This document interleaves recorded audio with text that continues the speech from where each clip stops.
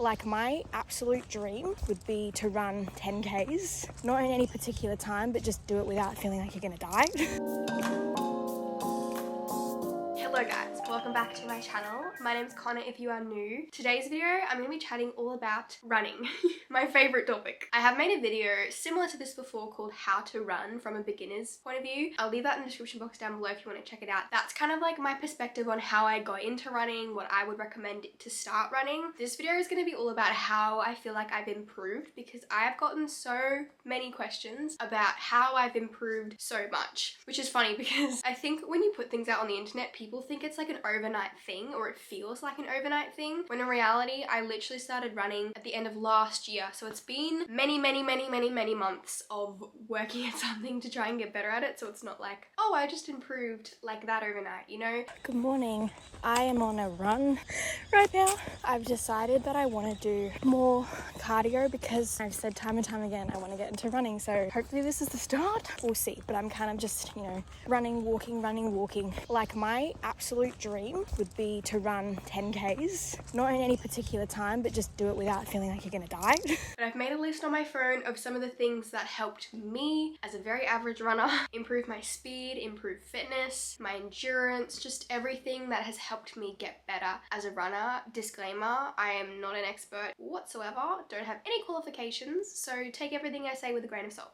My number one tip when it comes to improving overall is to get a good running plan. I definitely experienced the most amount of growth when I got a running plan, which was about 12 weeks of training for my half marathon, so it was much more specific than before, because before I kind of knew of different things. I kind of knew that you had easy running, I knew that there was tempo, interval, but I just kind of would go out and just run and just hope that I didn't die, which is fine, but I think you're just gonna see so much more progress if you have a good running plan. I use an app called RUNNA. It's so good because you can enter in what you currently run your 5K at or your 10K at, and it'll take those numbers and it'll personalize a training plan for you. You can tell it how many days a week you want to run, what days you want to run. It syncs it to your watch. It's the best thing ever, and that really took me from running like a 35-minute 5K to running a 24-minute 5K. I guess tip number 2 is your mindset and how you approach your runs. I've heard a lot of people talk about this when it comes to working towards a goal in particular, and I think it applies really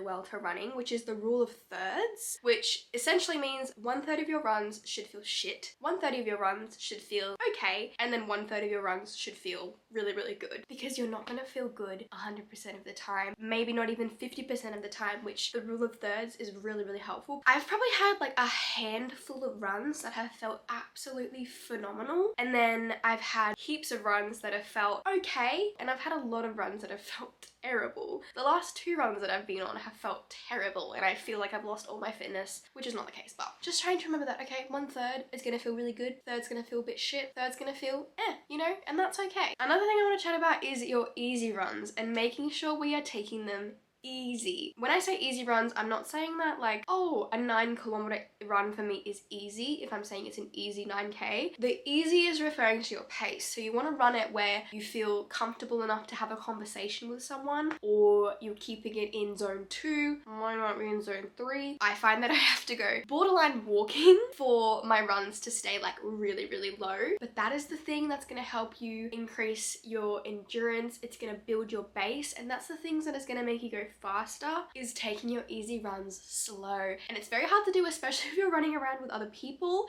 because you never know, they might be doing an interval session or they might be going for a PB. Just remind yourself like, no, you don't want to be going fast. You want to go very slow, very easy. Sometimes you can get in your head when it comes to pacing and think like, my easy pace should be this, but if you're not feeling like it's easy, then it's not easy, and you need to really take it back a notch. Another tip, interval training will make you faster. Some of my hardest sessions have been interval sessions. I like them in the sense that you get rests, but if you're having a day where you just aren't feeling it, there's nothing worse than trying to hit a pace that feels really hard. But on the days where you're feeling good, it feels amazing to be hitting your paces and going really fast, and you just feel like an athlete. But interval running, I think, is very important. Honestly, just like mixing up your training and doing different types of running is overall the secret to getting better, honestly. I think if you just go out and do your runs at the same pace, you're probably not going to improve as much as you would if you were to incorporate interval running, tempo runs, easy runs, long runs. You just want to be a well-rounded machine when it comes to running. But interval running is what's going to get your body used to running at that faster pace. One of the most important things when it comes to running and getting the most out of your runs is making sure that you're getting good nutrition, you're eating enough. It's the exact same thing when it comes to the gym. If you have specific goals, you need to eat accordingly to fit those goals. So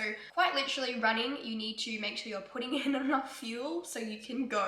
I've made the mistake where if I don't have enough fuel, you really feel it. So making sure you're getting enough carbs, enough protein, enough fats, just giving your body everything it needs to perform at its best. It's so important and it's so looked over. I don't think people realize just how much it affects your performance. So this part of the video is sponsored by U-Foods. I love U-Foods. I think they have the best variety when it comes to the type of meals. They are super, super yummy, and you can tailor your subscription to how you like it. So they have, I believe they have the U-Food Fueled, so they're like the bigger meals, and the fact that you can track the calories and the macros is really helpful because you can know exactly how much you're getting in. For example, if I have a long run the next day, I will definitely go for something that's a lot more carb heavy the night before, the morning of, whatever it may be. Plus, aside from running, they're also very convenient. You don't have to do any cooking. I take them to my boyfriend's house all the time. If you do happen to want to try U-Foods out, you could use my code. It wouldn't be one of my videos without me getting the discount code wrong, would it now? The code is UCK. Y-O-U-C-K. UCK. That is all. And that gets you $200 off your first 5 boxes. I'm gonna have the chicken katsu curry with loaded rice. I'm gonna pop her in the microwave. This smells so good. Taste test. My dog is giving me the dirtiest look right now. Why are you being all judgy? Hi everyone, I'm back. That's her spot, everyone. Right there. Thank you so much, U-Foods, for sponsoring this part of the video. And let's get into some more running tips.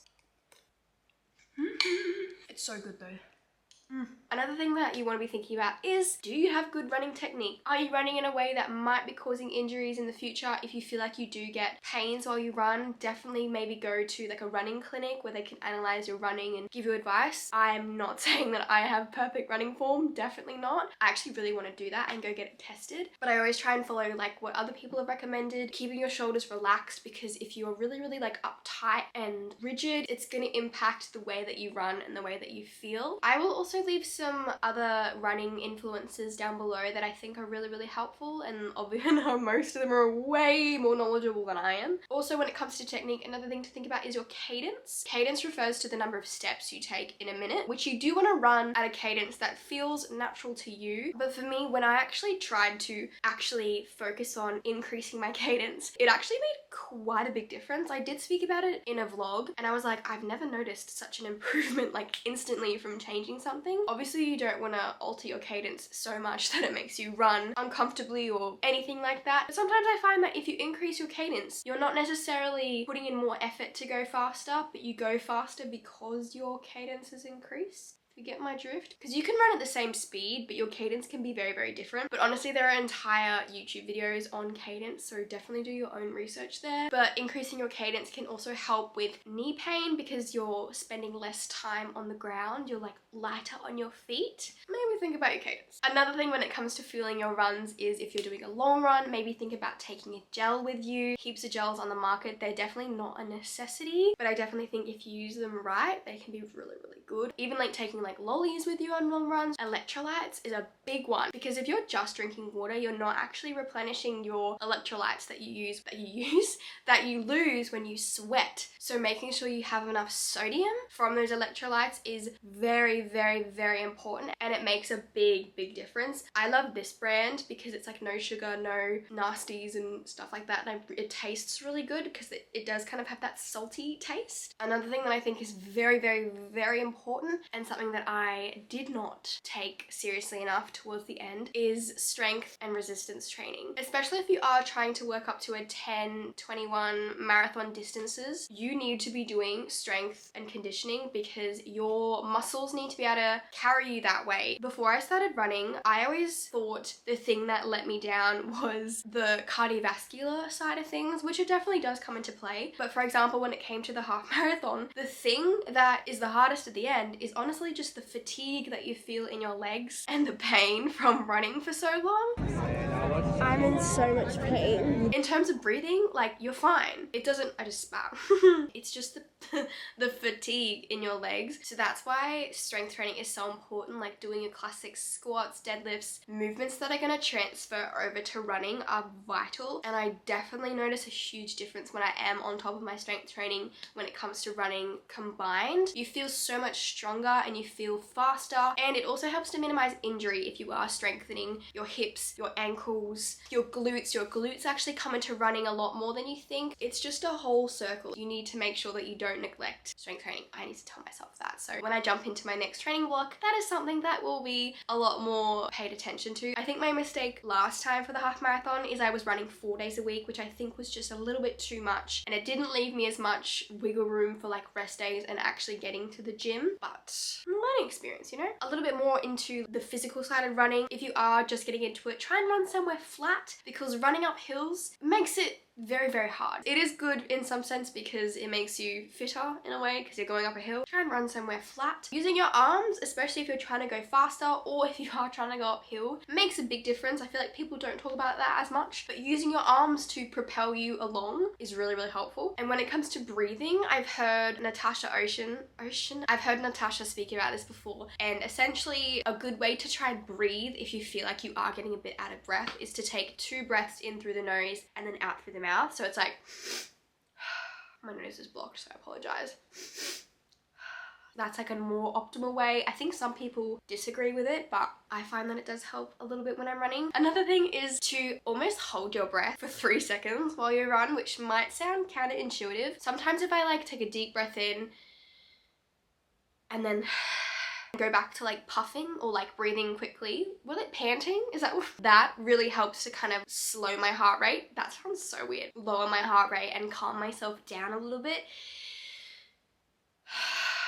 It's just doing that. Can't always do that if you do feel like you're super out of breath, but that's really, really helpful. I did touch on this briefly before, but don't do too much. I made this mistake when it came to training for my half marathon. I think it was fine in the end because in the end I did complete my half marathon, but I definitely found that I was going from running maybe like twice a week to 4 times a week, and it was a lot for my body to handle, and I definitely felt quite tired at times. Try not to do too much, especially if you are just starting out, and honestly running 2 to 3 times a week I think is fine. The thing I also love about the RUNNA app is it gives you deload weeks. I believe I had 2 deload weeks leading up to my half marathon that were very, very necessary because you kind of build, and then it'll be like a deload. Go back to building, deload.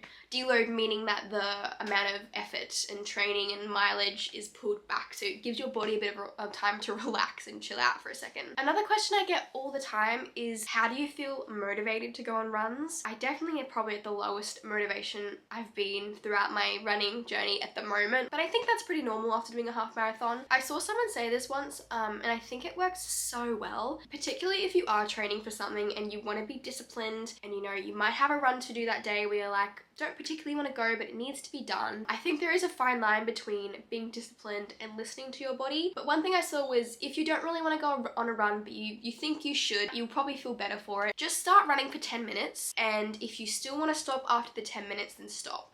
But 9 times out of 10, you will find that you do keep going, because that first initial kilometer, maybe 2 kilometers is always a bit tough. But then after that point, it always feels much better and you start getting into that like runner's high feeling, which is the best feeling in the world. That felt, honestly, phenomenal. I'm so happy. But yeah, I am definitely not motivated to go running all the time, especially towards the end of training. I was like, I don't want to run. And finally, just enjoy the process. I've said this before, but running has honestly changed my life. It's given me so much joy. I feel like it's going to be in my life for a long time, hopefully. Try not to compare yourself on social media, because I know there are people that probably post their paces and you think, wow, they're so much faster than me. I definitely get caught up in that sometimes, where I think, oh, even my half marathon, I thought, oh, I didn't do it fast enough. But it's so silly because everyone is on a different journey. Progress is not linear. Quite literally, my running went like this in terms of how I felt. I had one week where I felt absolutely terrible. The next week I was like, this is the best run I've ever done in my life. It's so different, especially if you're a girl. It's so influenced by your hormones and like your period. Try and enjoy the journey and don't be so hard on yourself, because when you're thinking so much about pacing, doing everything perfectly, you're gonna take the joy away from it, and running is so much fun, which is something that I never thought I would say in my life. But anyway, those are all my tips that helped me progress as a beginner runner that I would probably take with a grain of salt because I am not an expert. Make sure you comment any questions you have about running or send me a message on Instagram, because I love talking about running so much. I'm trying to convince my boyfriend to start running so we can go on runs together. Thank you so much for watching. I hope you guys are having a lovely day or night wherever you are in the world, and I'll see you in the next one. Bye!